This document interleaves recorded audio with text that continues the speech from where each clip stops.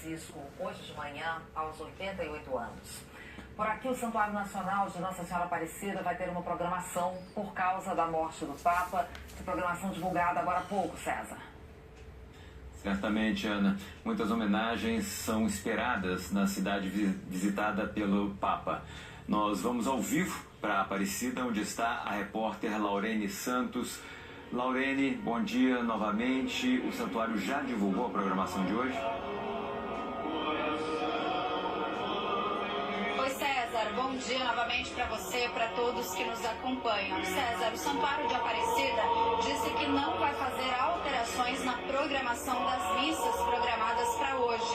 São 6 missas programadas. A primeira já foi realizada às 6h45 da manhã. Foi a primeira missa aqui no Santuário de Aparecida em homenagem ao Papa Francisco depois do anúncio da morte dele.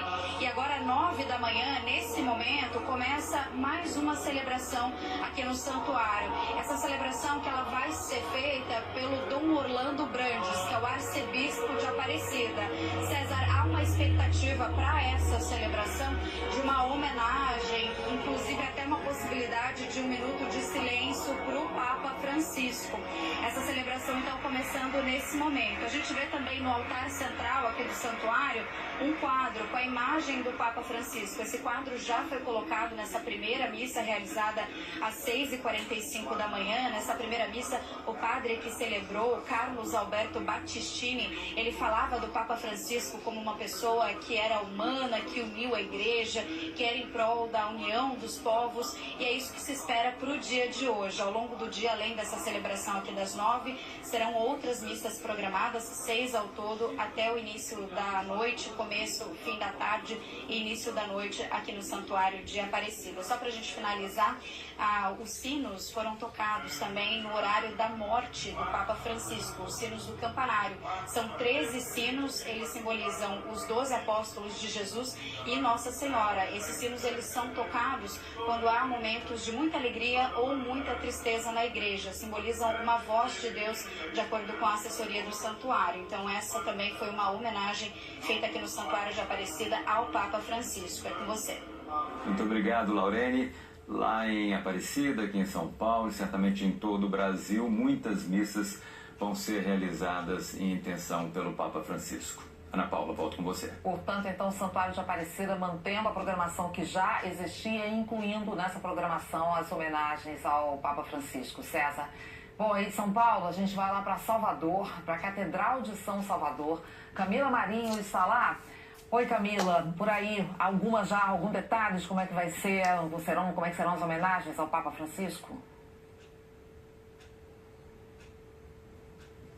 Oi, Ana, bom dia para você, muito bom dia a todos. Aqui na capital baiana, o arcebispo de Salvador e primaz do Brasil, Dom Sérgio da Rocha, ele vai dar uma entrevista coletiva às 11 da manhã aqui na Catedral Basílica, que fica no Centro Histórico. E às 5 da tarde, ele preside uma missa em sufrágio do Papa Francisco. Dom Sérgio foi anunciado como cardeal em 2016 pelo Papa Francisco e nomeado arcebispo de Salvador e primaz do Brasil em 2020. Mas uma das maiores demonstrações de reconhecimento e proximidade veio em 2023, quando Dom Sérgio foi nomeado pelo Pontífice como membro do Conselho de Cardeais. Conhecido como G9, este grupo reúne 9 cardeais de todo o mundo. E Dom Sérgio é o único cardeal latino-americano a integrar o conselho. O Papa Francisco também tem uma relação muito próxima com a Bahia, porque foi ele quem canonizou a primeira santa nascida no Brasil, santa brasileira, santa baiana, Santa Dulce dos Pobres. Essa canonização foi em outubro de 2018, durante uma cerimônia para mais de 50 mil pessoas na Itália. Volto com você, Ana. Obrigada, Camila, pelas informações. Bom, em um dos capítulos marcantes do papado de Francisco para nós, brasileiros, foi a Jornada Mundial da Juventude, em 2013, que aconteceu apenas 4 meses depois que ele foi escolhido pontífice. E foi também a única vez que ele veio ao Brasil. Foi em solo brasileiro que o Papa Francisco se apresentou ao mundo. Em 2013, veio ao Rio de Janeiro participar da Jornada Mundial da Juventude. Foi a primeira viagem internacional do então novo líder da Igreja Católica. A jornada levou mais de 3,5 milhões de pessoas à praia de Copacabana. Num dos eventos, com chuva, o Papa mostrou bom humor ao falar com os fiéis. Sempre ouvi dizer que os cariocas não gostam do frio e da chuva. Mas vocês estão mostrando que a fé de vocês é mais forte que o frio e a chuva. Parabéns! Papa é show, Papa é 10, Papa é pop, Papa é caridade, humildade pura. Eu toquei na mão dele, só a experiência de vê-lo é uma coisa muito grande, é uma emoção muito forte. Queridos jóvenes, por favor, no balconeen la vida, métanse en ella. Jesús no se quedó en el balcón, se metió. No balconeen la vida, métanse en ella como hizo Jesús. Há uma mobilização enorme, né? E Francisco já começou o pontificado dele com o desafio de liderar uma igreja junto com um Papa emérito. Francisco assumiu o comando da Igreja Católica em condições extraordinárias, depois que Bento XVI, aos 86 anos, surpreendeu o mundo com a primeira renúncia de um Papa em 600 anos. Então eram dois Papas vivos convivendo. O Papa emérito Bento XVI, que renunciou e deixou a função em fevereiro de 2013, prometendo inclusive não interferir nos destinos da Igreja, e o Papa Francisco, eleito no mês seguinte, em março de 2013. O próprio Papa Francisco detalhou publicamente a relação dele com o antecessor. No livro El Sucessor, do jornalista espanhol Javier Martínez Brocal, Francisco revelou que, apesar da união profunda entre ele e Bento XVI, a existência de dois papas dividiu a Igreja. Francisco afirmou que o secretário particular de Bento XVI, Monsenhor Georg Genswein, mantinha o Papa emérito em isolamento e que o secretário apoiou cardeais ultraconservadores que acusaram Francisco de heresia depois que ele se posicionou a favor das uniões civis entre pessoas do mesmo sexo. Bento XVI deu razão a Francisco. O Papa Francisco revelou ainda detalhes do conclave que elegeu Bento XVI em 2005. Contou que impediu que cardeais sabotassem a eleição de Josef Ratzinger e que depois os dois decidiram juntos quem deveria ser afastado por vazar documentos secretos do Vaticano. Francisco fez muitos elogios a Ratzinger, afirmando que ele foi um progressista durante o Concílio Vaticano II nos anos de 1960, que modernizou os ritos da Igreja. E depois, em 2013, a renúncia ao pontificado significou um gesto muito avançado, disse o Papa Francisco. A última vez em que o mundo se despediu de um Papa em exercício foi 20 anos atrás, em abril de 2005, quando mais de 4 milhões de pessoas tomaram as ruas de Roma para dizer adeus a João Paulo II. Esse é considerado um dos maiores funerais da história. Líderes de mais de 100 países compareceram à cerimônia, que durou 3 horas. Antes do funeral, o corpo do Papa fica exposto para os fiéis verem o pontífice uma última vez. João Paulo II morreu no sábado e já na segunda-feira o corpo dele foi colocado na Basílica de São Pedro. Alguns fiéis e admiradores tiveram que esperar 12 horas na fila para se despedir. A imprensa calcula que 2 milhões de pessoas passaram em frente ao caixão, quase 3 vezes mais o número de fiéis que foram ver o corpo do antecessor João Paulo I. João Paulo I teve um dos papados mais curtos da história. Ficou apenas 33 dias no comando da Igreja Católica, porque ele sofreu um infarto aos 65 anos e morreu em setembro de 1978. O funeral aconteceu menos de 2 meses depois do velório do pontífice anterior, Paulo VI. E o funeral de Paulo VI atraiu 100 mil pessoas. Naquela época foi considerado o maior funeral já realizado até então para um Papa. Depois da cerimônia começa um período de 9 dias de luto da Igreja Católica. No Vaticano, cardeais, líderes religiosos e fiéis prestam homenagens a cada um desses dias. E o Gerson Camarote já aqui de volta para falar um pouco mais sobre esse legado do Papa Francisco. Camarote, eu falei aqui das dezenas e dezenas de viagens que o Papa Francisco fez. Isso fez com que ele usasse muito a diplomacia para atuar fora da Europa. O que você acha que pode vir pela frente com o próximo Papa? Verdade, Ana. O Papa Francisco, ele usou da diplomacia. Inclusive, a gente falava aqui da Terra Santa, ele visitou a Terra Santa e depois ele leva líderes, tanto israelenses como do lado palestino, para que pudessem rezar juntos no Vaticano. Então, esse é um simbolismo muito forte do Papa Francisco. O que esperar? A gente viu agora há pouco toda a relação que ele teve com o Papa emérito, então o Papa emérito Joseph Ratzinger, como ele manteve de alguma forma um diálogo com o Papa emérito, mesmo quando você tinha um grupo mais conservador dentro da Cúria Romana e um setor da Igreja como um todo tentando criar uma espécie de divisão entre pontificados. Não foi algo simples esse movimento de convivência entre dois papas, mas graças aos dois isso foi possível, mas esse ineditismo na Igreja. Durante esse período, o Papa Francisco, quando ele vai fazendo modificações na Cúria, ele também vai mudando nomes na Cúria Romana. Então ele vai fazendo substituições. Então esse perfil de cardeais mais conservadores, eles foram perdendo espaço na Cúria e nas novas nomeações para o Colégio de Cardeais. Então hoje temos algo em torno de 130 cardeais, tem que ver o número mais atualizado, até um número maior do que era o número estabelecido até então, a regra de 120 cardeais eleitores, ou seja, aqueles com menos de 80 anos de idade. O que é que a gente pode esperar de um próximo pontificado? Alguém que vai dar sequência ao pontificado do Papa Francisco.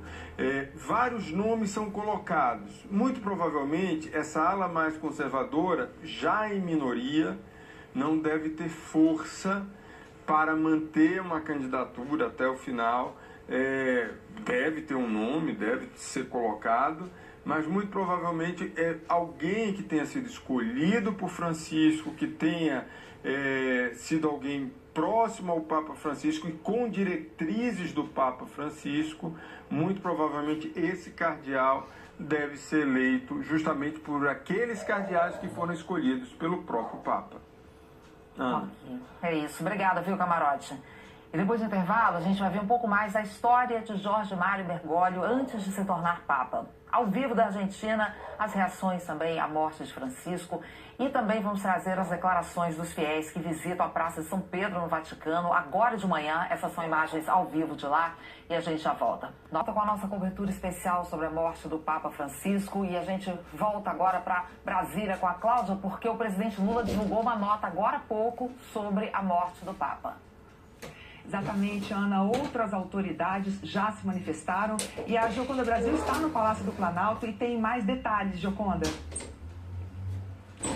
Cláudia, a nota do presidente Lula começa da seguinte forma: a humanidade perde hoje uma voz de respeito e acolhimento ao próximo. O Papa Francisco viveu e propagou em seu dia a dia o amor, a tolerância e a solidariedade, que são a base dos ensinamentos cristãos. Assim como ensinado na oração de São Francisco de Assis, o argentino Jorge Bergoglio buscou de forma incansável levar o amor onde existiu o ódio, a união onde havia discórdia e a compreensão de que somos todos iguais, vivendo em uma mesma casa, o nosso planeta, que precisa urgentemente dos nossos cuidados. Com sua simplicidade, coragem e empatia, Francisco trouxe ao Vaticano o tema das mudanças climáticas. Criticou vigorosamente os modelos econômicos que levaram a humanidade a produzir tantas injustiças. Mostrou que esse mesmo modelo é que gera desigualdade entre países e pessoas. E sempre se colocou ao lado daqueles que mais precisam. os pobres, os refugiados, os jovens, os idosos e as vítimas das guerras e de todas as formas de preconceito. Nas vezes em que eu e Janja fomos abençoados com a oportunidade de encontrar o Papa Francisco e sermos recebidos por ele com muito carinho, pudemos compartilhar nossos ideais de paz, igualdade e justiça, ideais que o mundo sempre precisou e sempre precisará. A nota encerra dizendo que Deus conforte os que hoje, em todos os lugares do mundo, sofrem a dor dessa enorme perda. Em sua memória e em homenagem à sua obra, decreta o luto de 7 dias no Brasil. Presidente Lula, que desde que assumiu o 3º mandato, esteve com o Papa Francisco por 2 oportunidades. Em junho de 2023, numa viagem oficial à Itália e numa reunião do G7 em junho de 2024. Cláudia. Obrigada, Gioconda. E acontece agora aqui na Catedral de Brasília uma coletiva de imprensa da Arquidiocese de Brasília com o arcebispo metropolitano cardeal Paulo César Costa, que fala mais sobre a morte do Papa Francisco. Ana. Ok, obrigada, Cláudia. Qualquer nova informação traz pra gente aqui. A gente agora vai lá para a Argentina, país onde o Papa Francisco nasceu. Rafael Sibila segue ao vivo nas ruas em Buenos Aires e traz pra gente as repercussões que vão aumentando a cada momento, né, Sibila? Oi, Ana, sim, muitas repercussões, muitas homenagens, muitos fiéis já estão vindo aqui à Catedral Metropolitana de Buenos Aires, deixar flores, fazer vigília pela morte do Papa Francisco. Agora há pouco, às 8h30, foi celebrada uma missa pelo arcebispo Jorge García Cuerva, que é o arcebispo de Buenos Aires, também por conta do falecimento do Papa Francisco. Muita gente já se manifestando de forma oficial por conta dessa morte. O governo argentino decretou luto oficial de 7 dias e nas redes sociais também o governo argentino lamentou a morte do Papa Francisco, dizendo que o país de larga tradição católica e terra do Papa Francisco lamenta profundamente a partida da sua santidade e envia suas condolências à família Bergoglio. O Papa Francisco era conhecido por ser um papa futeboleiro, que gostava muito de futebol. Por conta disso também, o Clube de Coração do Papa, o São Lourenço de Almagro, publicou um vídeo nas redes sociais e também há uma homenagem ao Papa, que costumava frequentar o estádio do São Lourenço quando morava aqui na Argentina, se despedindo então do Jorge Bergoglio e lembrando que ele era sócio do clube.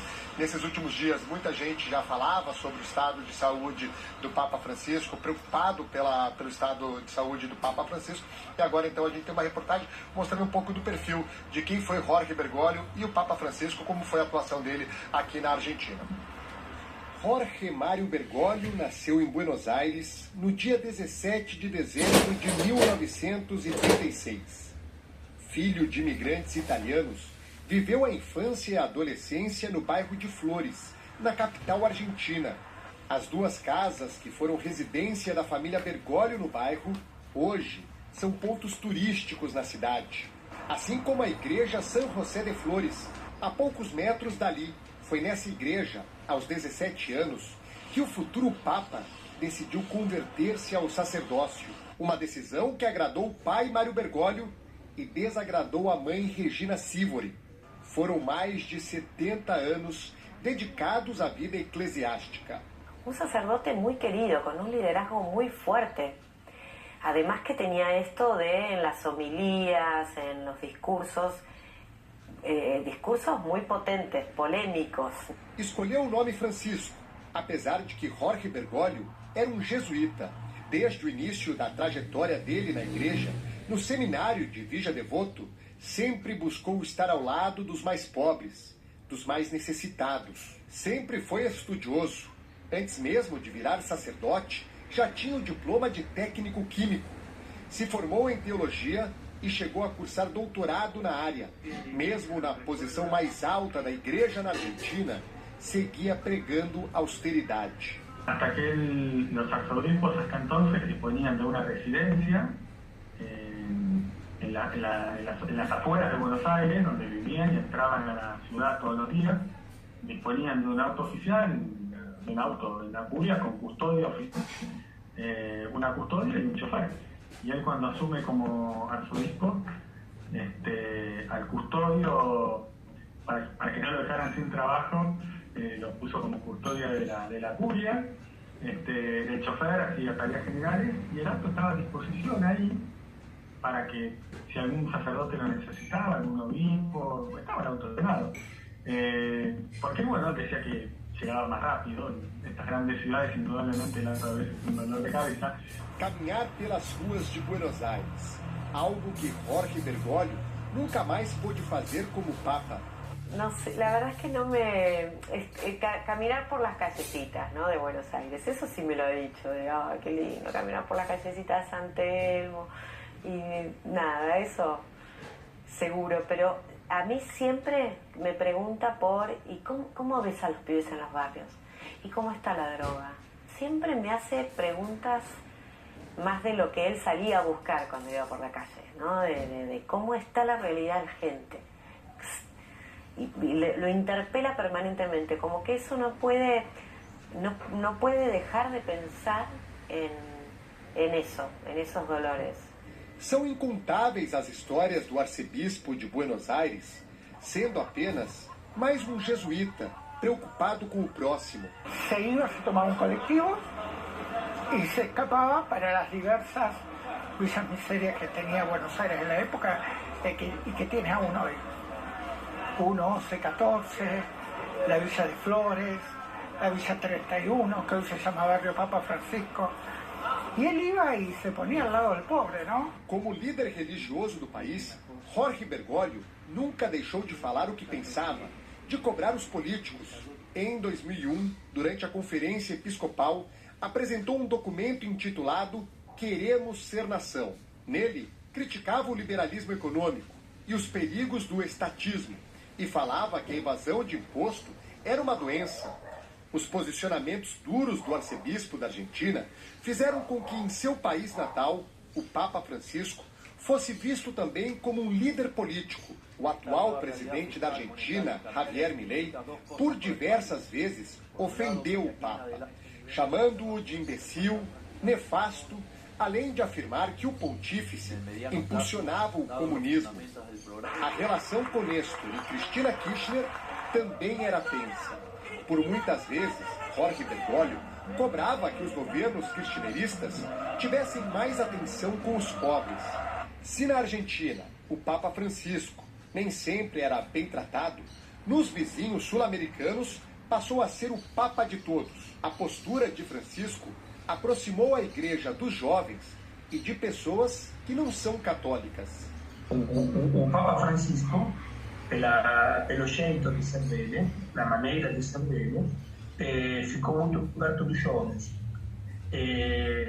Os jovens sentiram-se identificados, não só os jovens, muitas pessoas, até muitas pessoas que não rezam na igreja católica, que têm outras religiões ou diretamente não têm nenhuma crença, sentiram-se muito perto de Francisco pela maneira de falar deles e pelas bandeiras que ele levantou muitas bandeiras da humanidade, levantou e fez notar a voz que não tem voz sobre alguns pontos muito importantes. No Vaticano, Jorge Bergoglio manteve a simplicidade que marcou toda a sua trajetória na Argentina. Jorge Bergoglio nunca mais voltou à Argentina desde que foi ao Vaticano no início de 2013 para participar do conclave que o elegeu. Mas os argentinos que o visitavam buscavam sempre levar presentes para que o Papa não sentisse tanta falta do seu amado país. E entre os presentes preferidos dele estavam dois doces típicos da culinária argentina, o doce de leite e os alfajores. Por 12 anos, o mundo se acostumou a conviver com o Papa Francisco, um homem simples, de posições fortes, de sorriso fácil e doceiro. Chegou o momento de se despedir do argentino mais querido por todos. E o Rodrigo Carvalho, em Londres, está aqui de volta justamente com informação nova sobre o velório do Papa Francisco. Rodrigo. Isso, Ana. A informação de agora, o porta-voz do Vaticano disse agora há pouco que o corpo do Papa Francisco deve ser transferido para a Basílica de São Pedro na quarta de manhã, já para o início do funeral público. O anúncio oficial vai ser feito amanhã. Enquanto isso, gente, as reações mundo afora continuam. O presidente dos Estados Unidos acaba de divulgar uma mensagem. Donald Trump escreveu: "Descanse em paz, Papa Francisco. Que Deus o abençoe e a todos que o amaram." O rei Charles III afirmou que lembra com muito carinho dos encontros com o Papa. Na mensagem de condolências, ele diz: a Rainha e eu nos lembramos com especial carinho de nossos encontros com Sua Santidade ao longo dos anos e ficamos muito comovidos por termos podido visitá-lo no início do mês agora. Enviamos nossas mais sinceras condolências e profunda simpatia à Igreja que ele serviu com tanta determinação e às inúmeras pessoas ao redor do mundo que, inspiradas por sua vida, estarão de luto pela perda devastadora deste fiel seguidor de Jesus Cristo. Palavras do rei Charles III. A gente segue acompanhando aqui, Ana, a repercussão imensa da morte do Papa Francisco e também os detalhes que vão sendo anunciados, né, sobre os próximos passos, principalmente para o funeral público que, vocês imaginam, vai atrair muita gente para a Praça São Pedro no Vaticano. Certamente, Rodrigo. Inclusive, nós temos agora imagens ao vivo de lá, da Praça São Pedro no Vaticano. Você vê aí, olha, na sua tela, um dia ensolarado ali em Roma.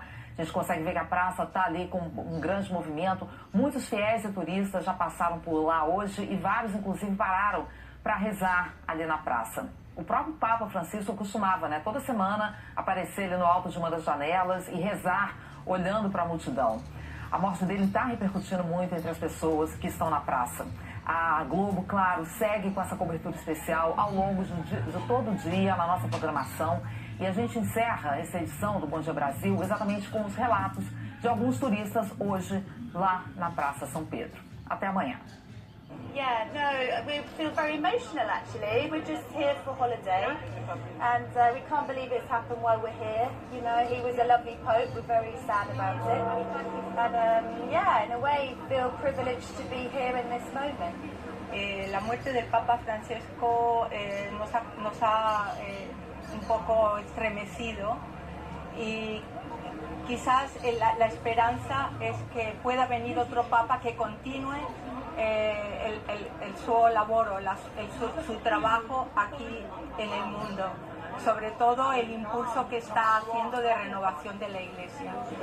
I think it was a great book. I think that every Christian people must come here to say goodbye, to farewell to him these days, and especially because he is the first person against wars. He would like the peace in the world.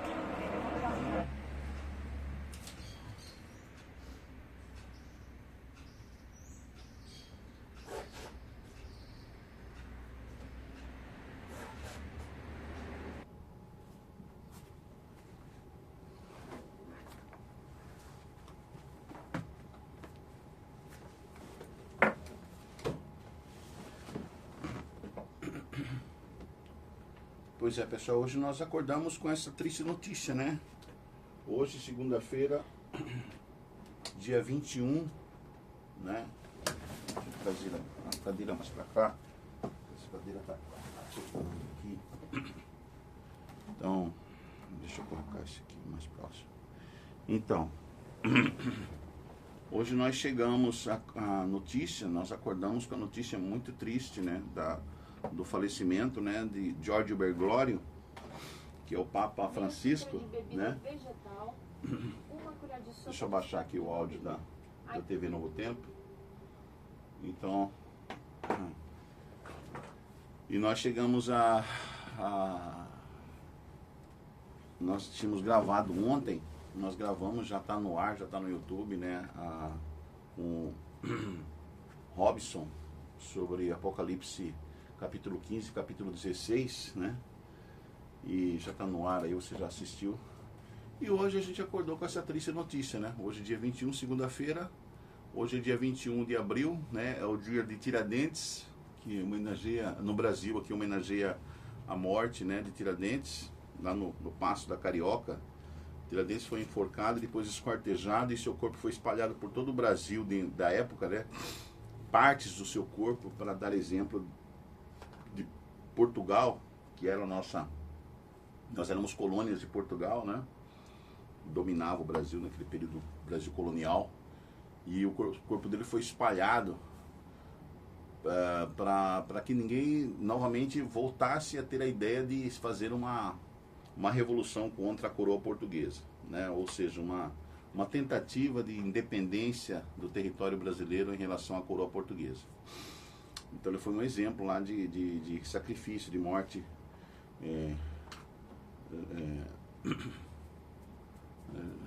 que é o Tiradentes, né? Que é a história. Então, 21 de abril, homenagem a Tiradentes. E ontem foi a Páscoa, foi domingo de Páscoa. Ontem o Papa falou, teve a missa onde ele falou, foi a mensagem dele, o último sermão dele, né? Lá na janela lá do Vaticano, foi o sermão de Páscoa dele, ele falou, teve a última mensagem aí. Então, foi uma mensagem, vamos dizer assim, foi a mensagem, como é a última mensagem, ele faleceu essa noite à madrugada, foi a mensagem de despedida, né? Despedida. Tinha 88 anos, ele era argentino, foi o primeiro Papa latino, né? O primeiro Papa da América Latina, um argentino, Jorge Bergoglio.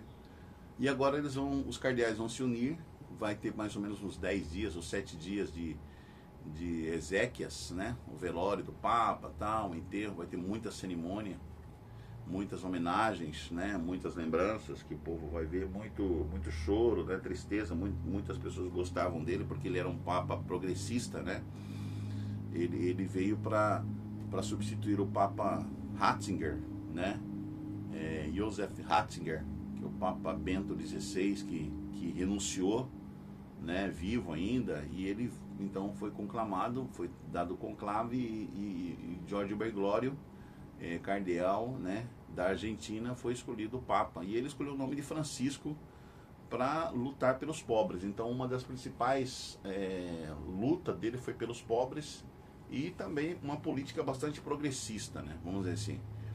Aí ele se envolveu muito politicamente, tentou acabar com as guerras, mas na verdade eu acho que as coisas que o Francisco fez de união das igrejas, eu acho que produziu foi mais guerra, porque ele encontrou bastante resistência junto aos conservadores, né? Junto à ala conservadora da igreja, então teve muita divisão na igreja católica, muitos padres, bispos e arcebispos e cardeais não aceitavam as ideias de Francisco, né?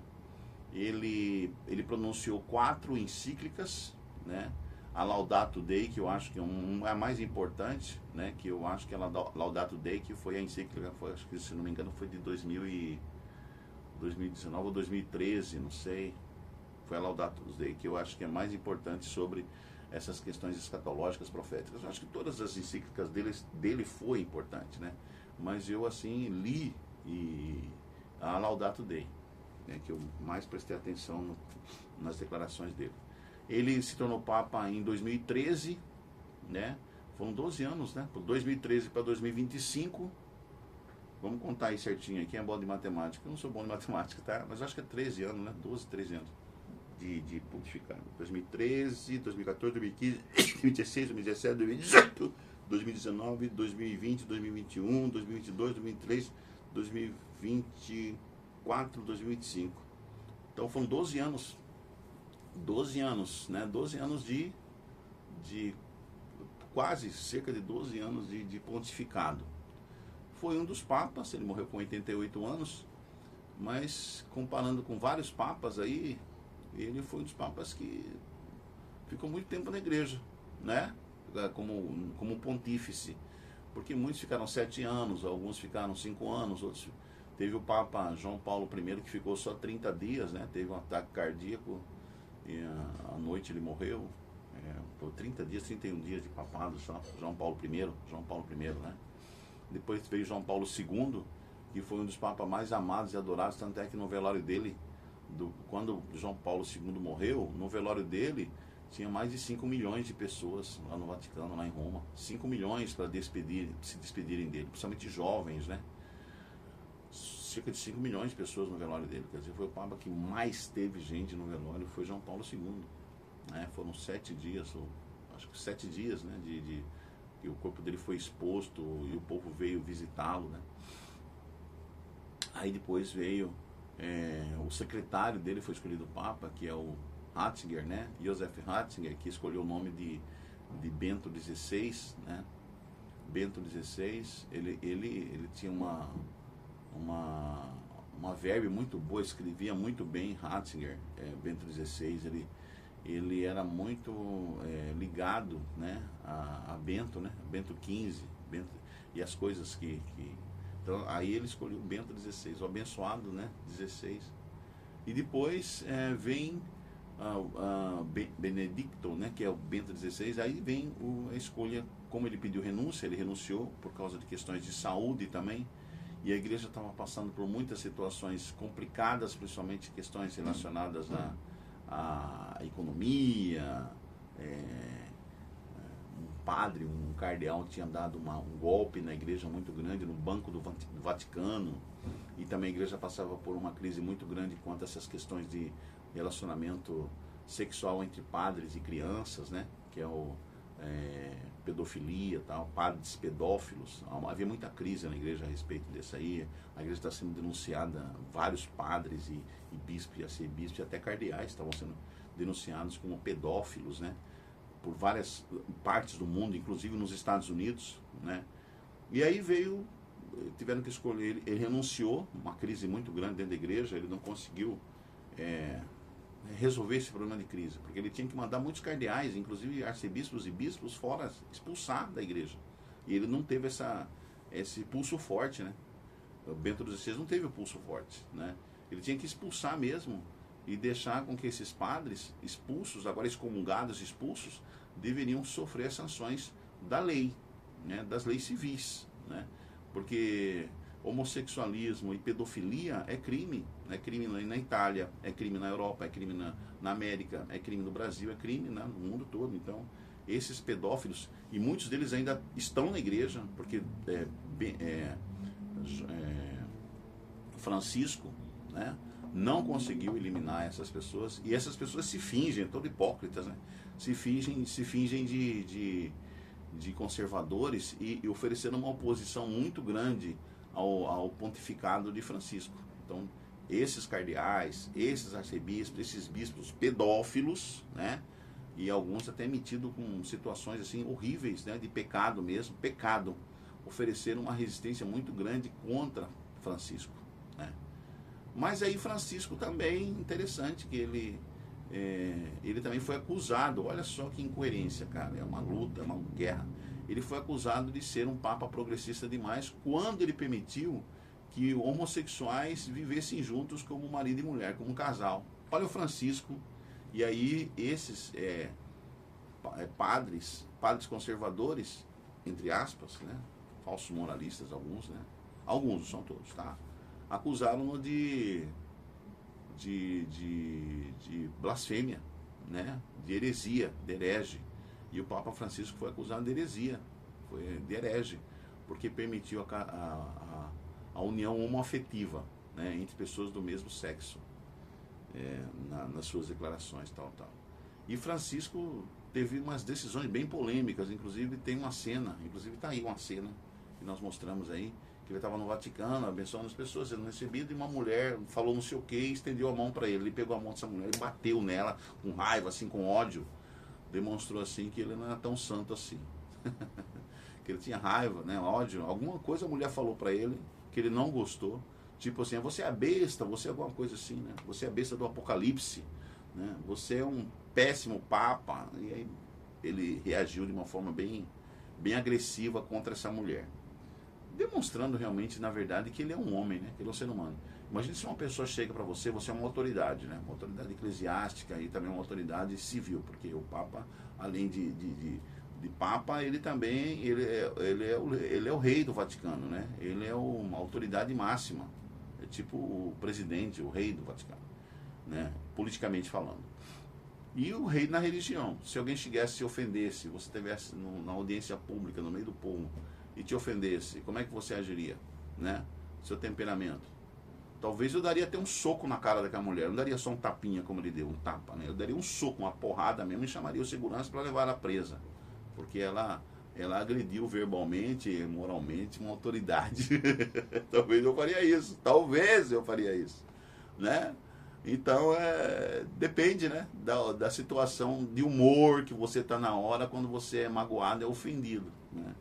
Mas vamos nos voltar aqui. O Papa morreu, vai haver agora todo um conclave, né?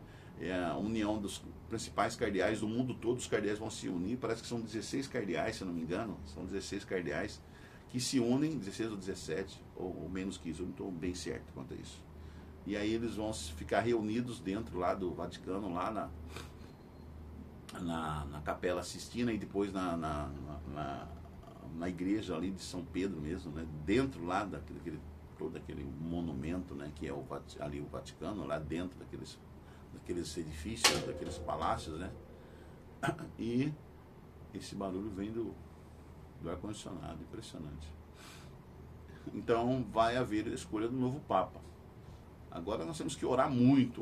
Nós, adventistas do sétimo dia, nós cristãos, do mundo todo, né, temos que orar muito para ser escolhido aí um cara que faça valer o cumprimento das profecias, da escatologia, né? Um cara que seja realmente firme, né, nas decisões relacionadas à profecia, relacionadas à Bíblia, o que Deus quer para os tempos atuais, para os tempos presentes, né? Então tem que ser escolhido um cara que seja firme, né? Um homem determinado e firme para que se cumpra a escatologia, para que se cumpra. Isso aqui é a minha mãe, aqui na cozinha, batendo o liquidificador, fazendo alguma vitamina para a gente tomar, agora de manhã. Então nós acordamos com essa notícia. Vamos esperar um pouquinho passar esse trabalho que ela está fazendo aqui na cozinha, aqui na parede do lado. Acabou, espero que sim. Eu já conversei com ela, falei, mãe, quando eu estiver gravando, não faça barulho, mas não adianta, né? Ela tem 84 anos de idade, então tem que respeitar a mãe da gente. Por isso que Deus fala, honra teu pai e tua mãe, para que se prolongue os teus dias na terra que o Senhor teu Deus te dá. Certo? Tem que respeitar. Então ela decide, ela faz o que ela quer. Então, o que eu estava falando mesmo? Eu estava falando agora que a gente deve orar para que esse próximo Papa seja um homem determinado em cumprir, em fazer cumprir o legado de Francisco I, ao pé da letra, como ele tinha determinado, né, as questões da agenda de Francisco. E seja uma pessoa determinada e firme. Ele não pode ser, em relação, por exemplo, aos próprios bispos, ao próprio problema da carne da igreja, né? Tem bispos e arcebispos que precisam ser expulsos da igreja e excomungados. Então ele tem que ser assim, forte também. Determina-se que pronto, seja excomungado, seja expulso por atos de pedofilia. Foram pedófilos, praticaram crimes, né? Tem o perdão da igreja, tem o perdão do Papa, mas não tem o perdão civil. Ele tem que cumprir porque quantas vidas essas pessoas elas destruíram, deixaram maculadas e manchadas para sempre. Então as vítimas estão vivas aí sofrendo.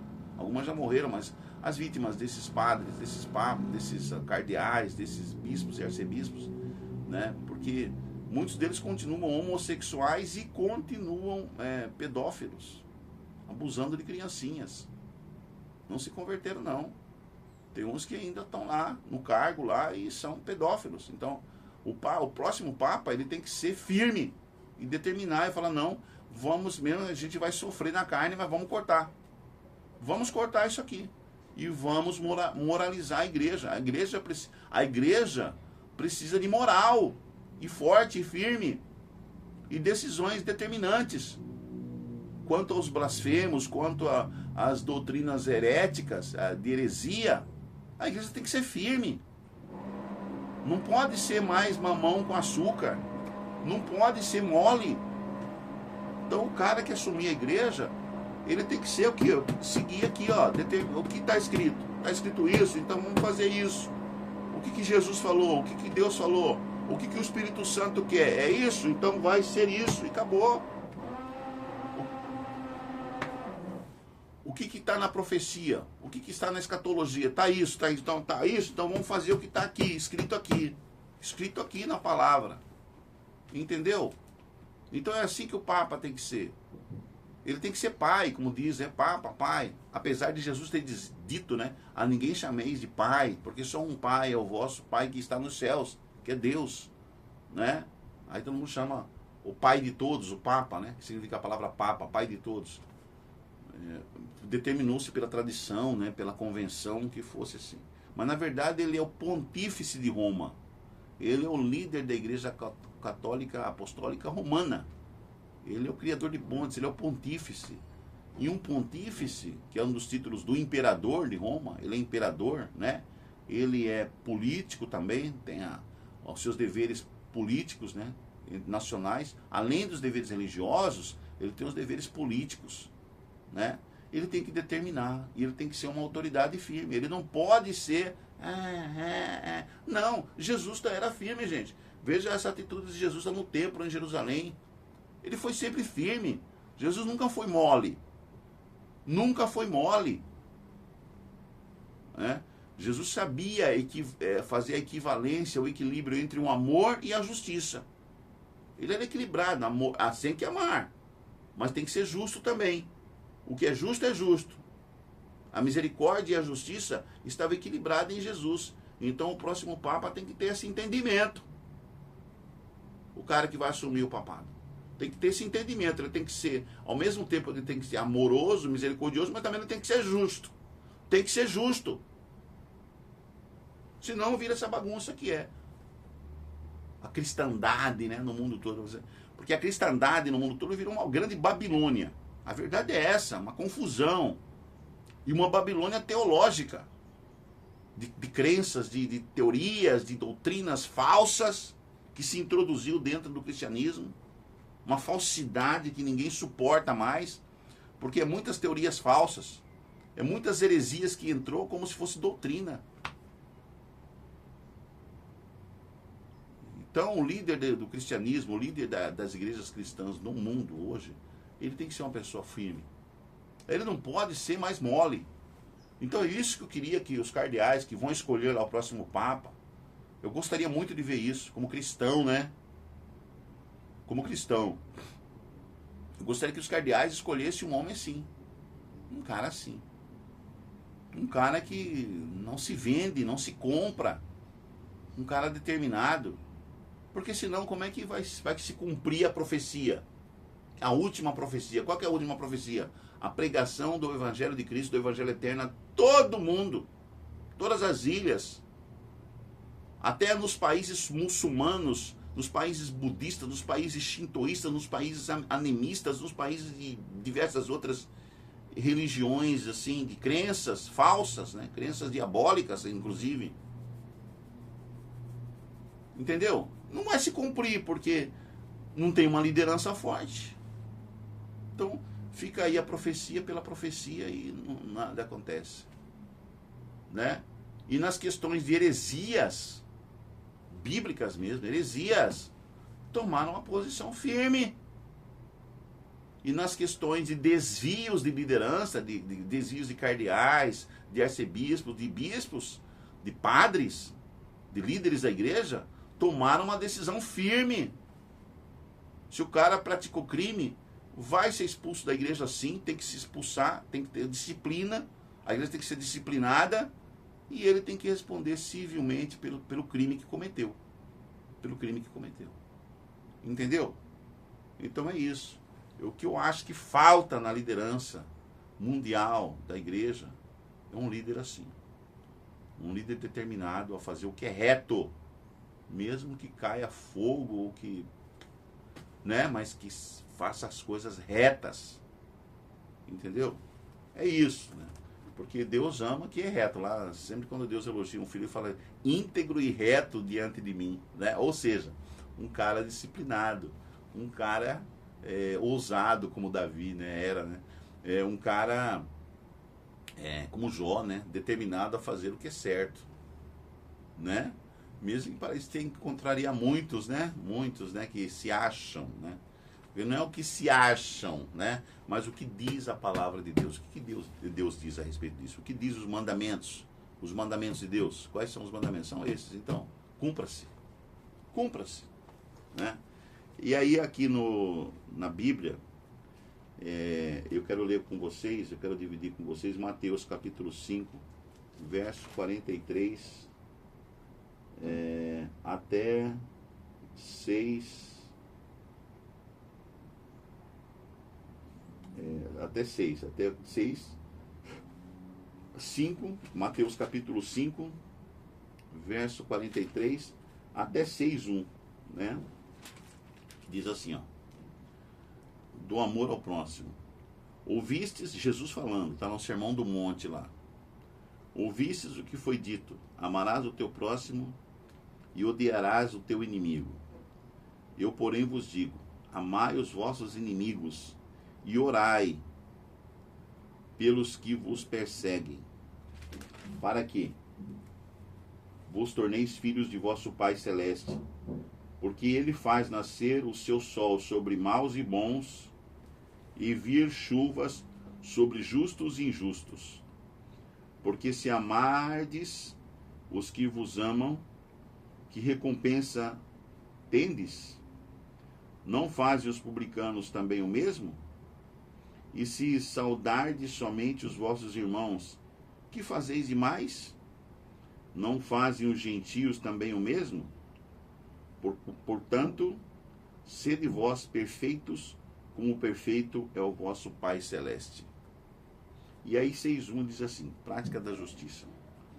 Guardai-vos de exercer a vossa justiça diante dos homens, com o fim de serdes vistos por eles. Doutra sorte, não tereis galardão junto ao vosso Pai Celeste. Então a justiça e o amor tem que ser feito para agradar a Deus, né? Amar o próximo, orar por ele, amar também o seu inimigo, como eu falei ontem, amar o inimigo, né? Orai por ele, mas fazer a justiça para agradar a quem? Não aos homens, mas agradar a Deus, né? Porque o que importa nessa vida é agradarmos a Deus, né? O que Deus quer, o que Deus pede na sua palavra. Por isso que ele disse assim, examinais, Jesus disse, examinais as Escrituras, porque vós julgais ter nela a vida eterna. E o que nós queremos? A vida eterna. E são elas que de mim testificam. Quando ele fala assim, examinai as Escrituras, ele estava falando lá para o povo da época dele. Naquela época não tinha nada de escrito do Novo Testamento, gente. Ele era o Novo Testamento que estava começando ali, né? A biografia dele ia ser escrita depois por Mateus, Marcos, Lucas, João, tal. Mas ele estava falando das Escrituras do Antigo Testamento, da aliança que Deus fez com o seu povo. O povo que prometera que seria leal a Deus e que cumpriria a missão de pregar sobre o Deus verdadeiro, o Deus criador, a todas as nações da terra. E esse povo se negou ao se tornar exclusivista na sua religião, nas suas práticas religiosas, o povo judeu. Por isso que Deus rejeitou o judeu logo depois lá da morte de Estevão. O povo judeu foi rejeitado como nação para Deus.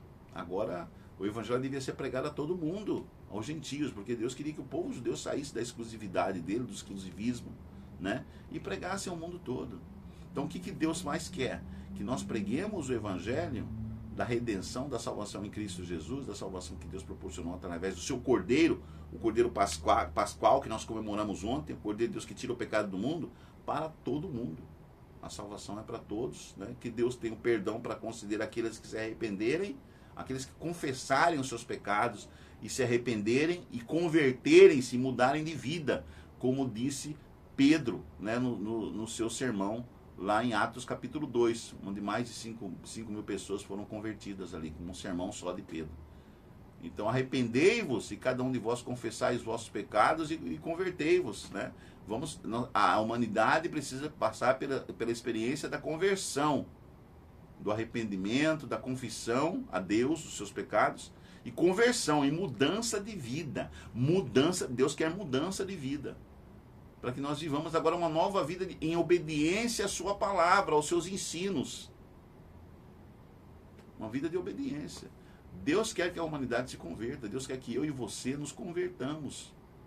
Porque só depois que houver conversão na igreja, nós nascermos de novo, sermos um novo homem, uma nova mulher, que nós receberemos o Espírito Santo, né? E assim poderemos ser usados por Deus no decorrer do restante de nossa vida, aqui nesse plano aqui. Certo? Então Deus espera isso de nós, espera isso da próxima liderança da igreja, espera isso de todos nós enquanto cristãos, né? Ele fala que temos que amar o nosso próximo, orar pelos nossos inimigos, né? Mas exercer a justiça diante de Deus, né? O que é a justiça de Deus? A justiça de Deus nada mais é, nada menos é do que o próprio Jesus. Jesus é a justiça de Deus. E Jesus é correto, é íntegro, é amoroso, é justo, é equilibrado em todas as suas participações, né? Jesus é perfeito, sede perfeito como o vosso Pai é perfeito. Jesus, o nosso Pai, o nosso irmão mais velho, o nosso Salvador, o nosso Redentor, o nosso Criador, Ele é perfeito, Ele é a nossa norma para nós seguirmos. Aqui nós devemos olhar, exemplo de quem nós devemos seguir? O exemplo de Jesus, né? Como diz aquela música do Padre Zezinho, né? Amar como Jesus amou, viver como Jesus viveu, sentir como Jesus sentia, sorrir como Jesus sorria, né? E ao final do dia, sei que nós seremos muito mais felizes, né? Mais felizes. Então é isso que nós temos que aprender, né? E a gente só aprende estudando este livro, né? A Bíblia Sagrada. E eu convido você cada dia a estudarmos a Bíblia, tá? E estamos tristes, né? Porque o nosso irmão, né? Giorgio Bergoglio, Francisco, né? Faleceu. E aí a igreja vai ficar atenta e vamos orar muito, né? Que tenhamos uma consciência bem religiosa, bem espiritual, né? Para que os cardeais que forem lá escolham dentre eles o melhor, né? O verdadeiramente melhor, né? Aquele que vai realmente levar o cumprimento da escatologia bíblica, das profecias bíblicas para esses últimos dias. Nós precisamos de alguém assim na liderança da Igreja Católica Romana, né? Um grande abraço para vocês, consternados, né? Nós terminamos aqui, como sempre nós terminamos o nosso vídeo aqui no Conectado 7, né? Lembre-se o que está escrito na Palavra de Deus. De tudo que se tem ouvido, a suma teme a Deus e guarda os seus mandamentos, porque este é o dever de todo homem, porque Deus trará a juízo todas as coisas, até aquelas que estão escondidas, quer sejam boas, quer sejam más.